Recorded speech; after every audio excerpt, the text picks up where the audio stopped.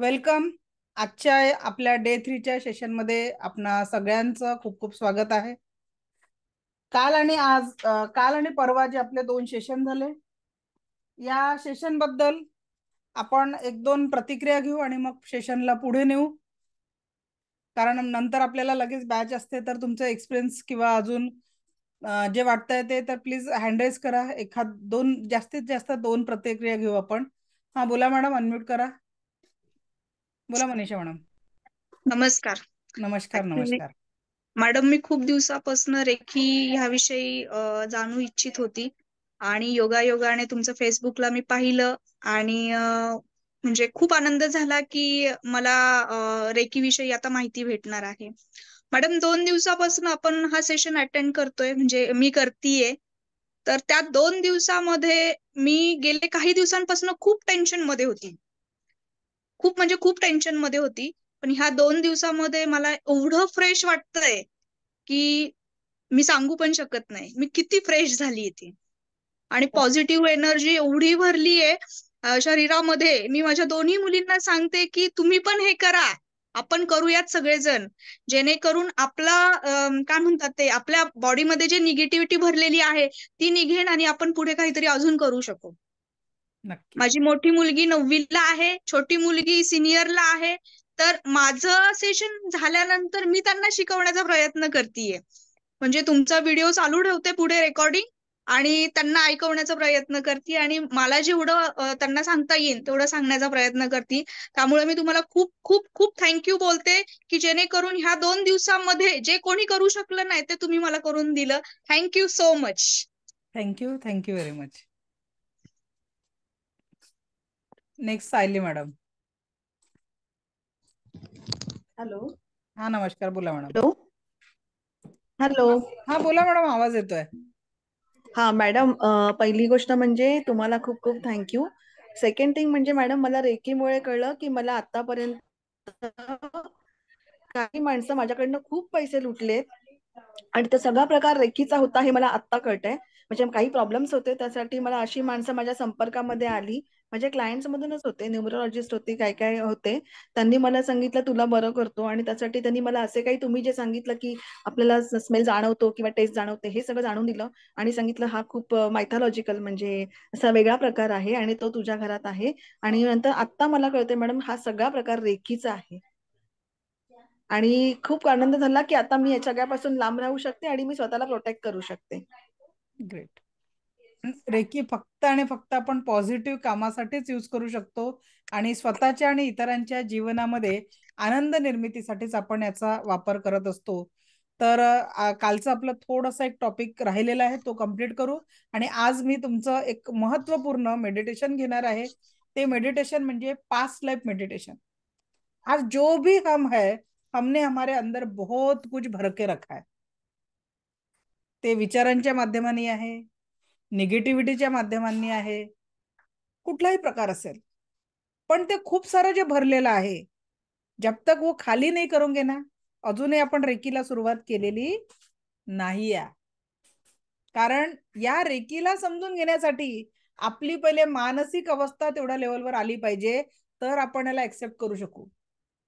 आणि सध्या ती आपली अवस्था तयार करण्याचं काम आपलं चालू आहे. आणि म्हणून पहिले खाली हो जाएंगे, तर मग आपण ऍक्च्युअल उद्यापासनं आपण रेकीला आणणार आहे. वेटिंग रूम मध्ये लोक आहेत का आज? कळून नाही राहिलं मला. एकच मिनिट. कुठून चेक करता येईल आपल्याला वेटिंग रूम?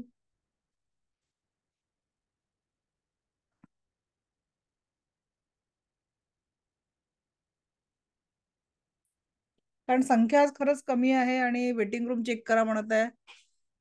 एक मिनिट. टेक्निकली आपल्याला नाही जमत आहे जास्ती. कोणी सांगेल का वेटिंग रूम इथे दिसत नाही? कारण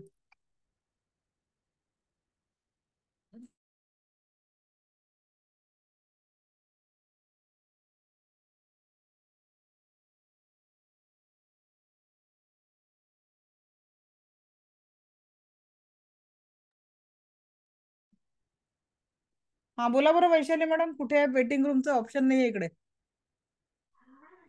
मॅडम वेटिंग रूम नाही, पण तुम्ही खाली आणखीन एक लिंक टाकली आहे, ती सेकंड लेवलच्या ह्याची आहे, म्हणजे ग्रुपची लिंक आहे. सेकंड लेवलची एका. अच्छा अच्छा, एकच मिनिट. हा, हो, तेच खूप फोन त्यामुळे येऊन राहिले. प्रॉब्लेम येतोय.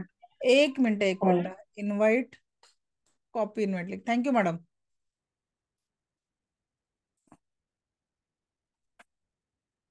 हाँ,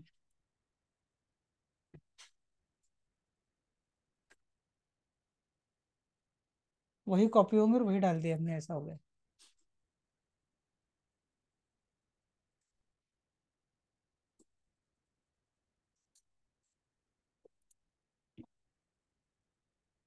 या, हो हो, त्या नाही आले का? चलो ठीक आहे, आता होतील कनेक्ट.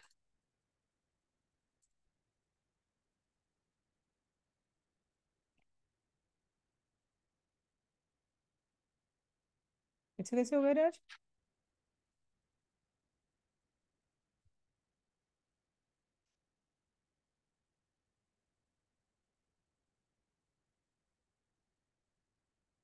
बघा, खरंच थांबले होते.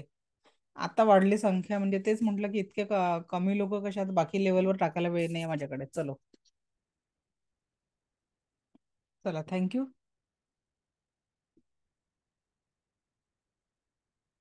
ओके, तर आपला राहिलेला जो टॉपिक आहे कालचा, आपण तेवढा क्लिअर करू आणि मग ऍक्च्युअल आपण रेकी चा जो आपला टॉपिक आहे तो मेडिटेशन, आणि मग रेकीकडे आपण वळणार आहे. Let me share the screen first. तुम्हाला त्रास होईल तिथून बघायला, आहे ना? किंवा मग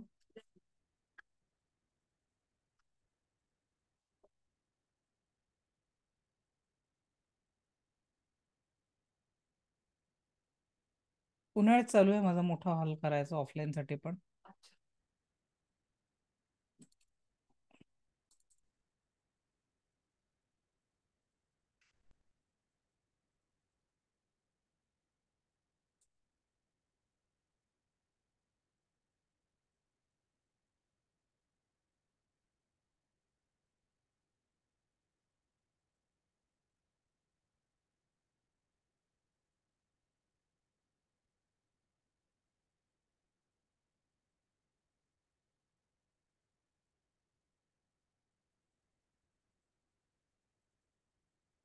तर काल मी तुम्हाला एक होमवर्क दिलेला होता. होमवर्क होता की आपल्याला पहिल्या क्रमांकावर ठेवायचं आहे आणि नवी लिस्ट तयार करायची आहे. कोणी कोणी केली आहे?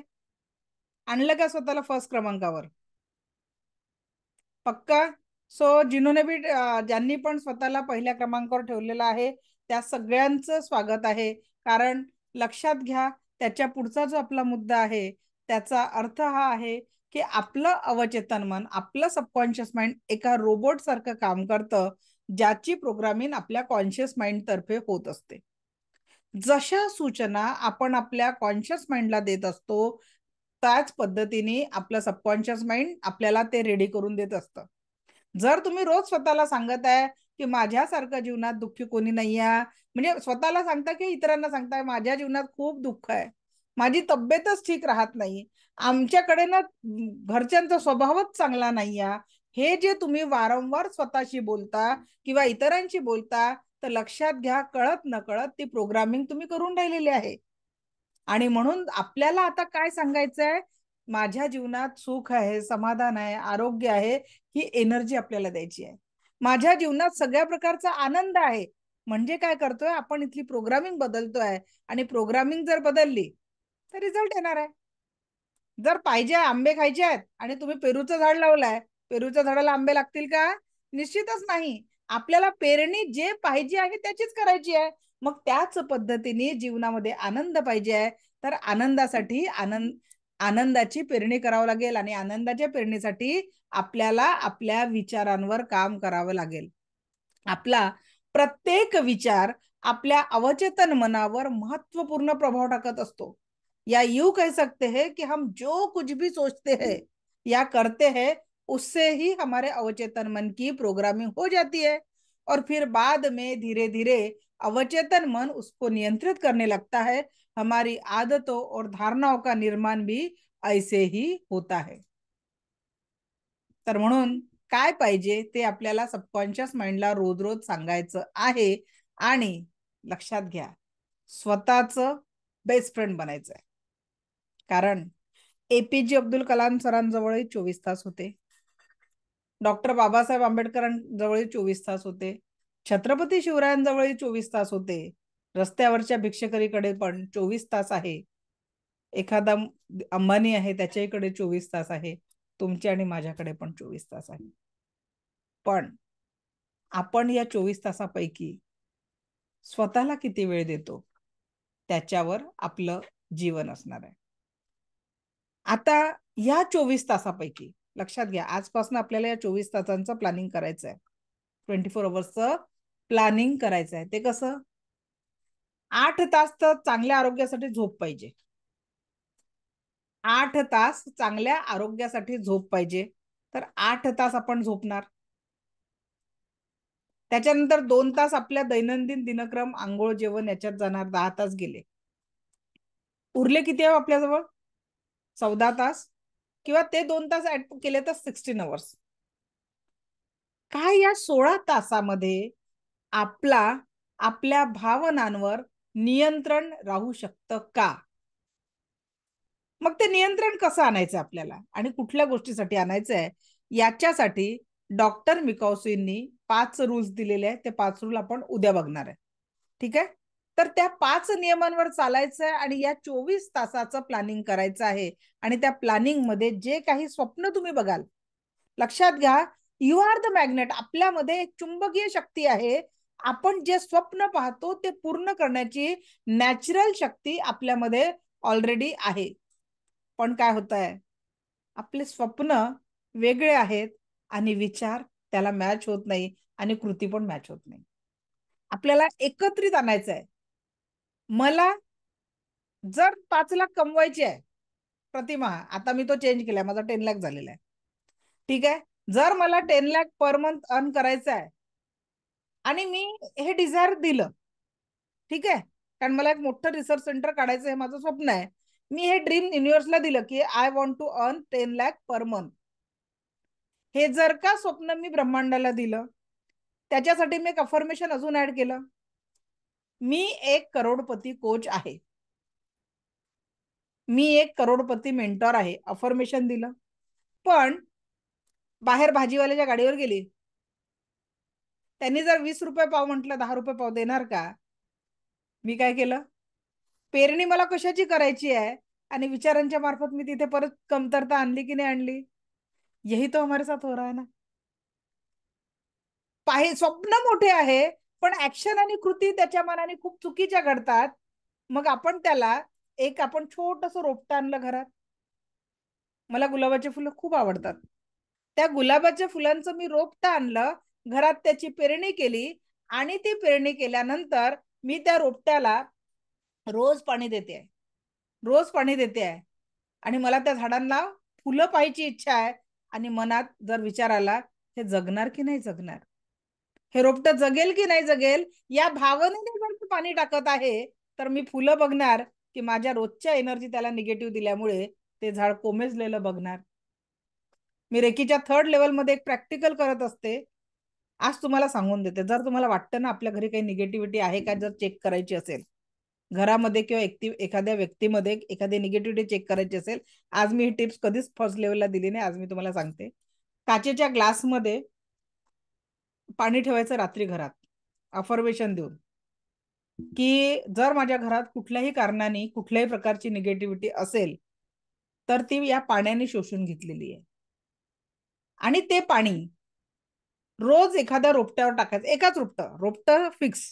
घरामध्ये जर असं दुसरं एखादं रोपटं असेल बाहेर कुंड्यांमध्ये, तर त्या एकाच रोपट्यावर 8 दिवस पाणी टाका. जर का आता पाणी टाकल्याने झाड काय होतं, वाढतं.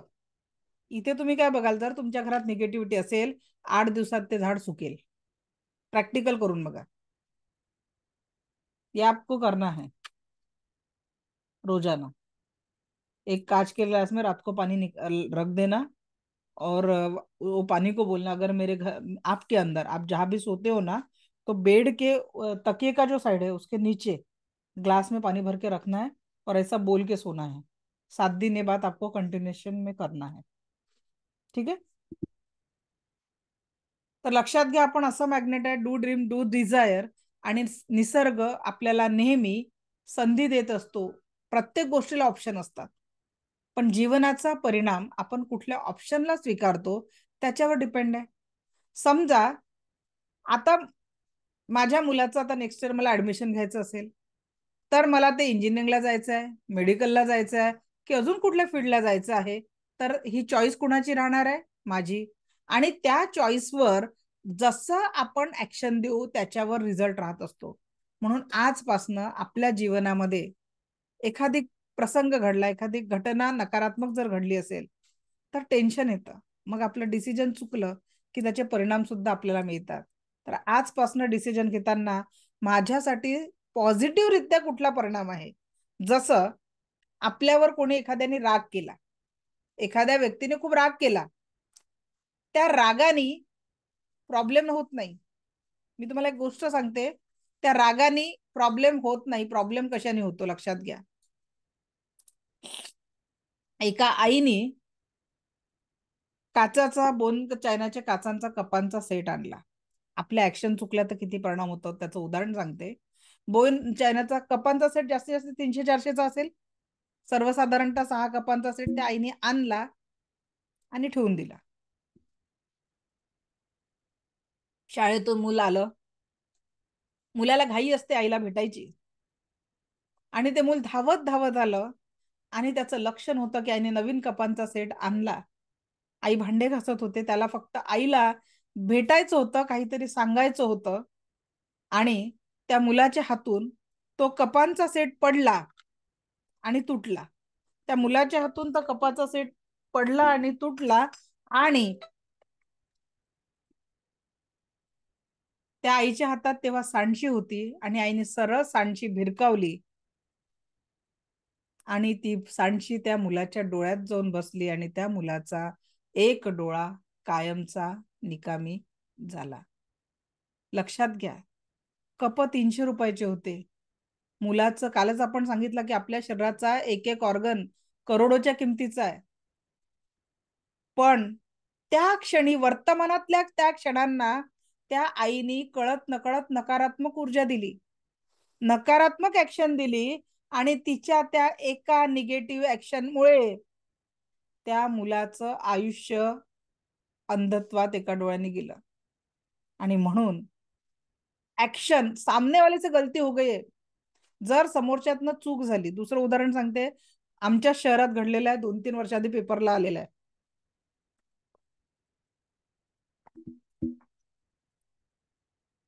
संध्याकाळची वेळ होती, 2 मुलं, पती पत्नी यांचा चांगला संसार चालू होता. संध्याकाळी सगळे जेवायला बसलेले होते आणि भाजीत मीठ नव्हतं. मिस्टरांनी भाजीत मीठ का नाही या म्हणून वाद घातला.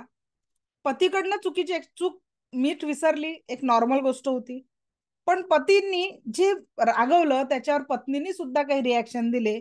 त्या पतीचा राग आधीच मीठ नसल्यामुळे चढलेला होता आणि त्या रागाच्या भारात त्यांनी पत्नीचा गळा आवळला. पत्नी 2 मिनिटात या जगाला सोडून गेली. बघा, 1 मिनिटाच्या रागाने काय घडतं, ह्या सत्य घटना आहेत, अशा अनेक घटना घडतात. पत्नीचा प्राण गेला, पतीने पोलिसांना सरेंडर केलं, त्याला जी काही जन्मठेपायची ती झाली, 2 मुलं अनाथ झाले एका चुकलेल्या ऍक्शनमुळे. आणि त्याच्यावर जी रिॲक्शन दिली जाते त्याच्यामुळे अक्षरशः कुटुंब उद्ध्वस्त होऊन गेलं. आणि म्हणून समोरच्याची जर ऍक्शन चुकली असेल तर त्याला रिॲक्शन देण्याच्या आधी, बघा, ऍक्शन कधीच प्रॉब्लेम नसते, कारण ऍक्शन हा दुसऱ्याचा पार्ट आहे, पण आपल्या जीवनावर त्याचा परिणाम काय होत असतो तो आपण त्याच्यावर कुठली रिॲक्शन देत असतो त्याच्यावर डिपेंड असतं. म्हणून आज मी तुम्हाला एक मंत्र देत आहे, जर का कुणाची चुकीची ऍक्शन झाली त्याच्यावर रिॲक्शन देताना काय म्हणायचं आहे? Cut cut cut, delete delete delete, नाभीपासून 3दा त्याला आपल्याला कट करून टाकायचं. ती एनर्जी आपल्याकडे नकोच आहे. आणि म्हणून आपल्याला त्या निगेटिव्ह एनर्जीला स्टॉप करण्यासाठी cut cut cut, delete delete delete म्हणायचं. आवाज येतोय का माझा? आवाज येतोय? Okay, thank you. चला, तर आपल्याला पुढे जायचंय. येतोय बाकीच्यांनी नेटवर्क चेक करा. तर इथून दिवसातनं एकदा तरी स्वतःला विचारा की माझ्या ज्या काही ऍक्शन आहे त्या माझ्या जीवनामध्ये सुख समाधान समृद्धीसाठी आहे, की माझ्यामध्ये अशा काही निगेटिव्हिटी आहे त्याच्यामुळे माझ्याच जीवनामध्ये काही कारणांनी निगेटिव्हिटीचं व्याप्ती होत आहे. हा प्रश्न आपल्याला स्वतःला विचारायचा आहे.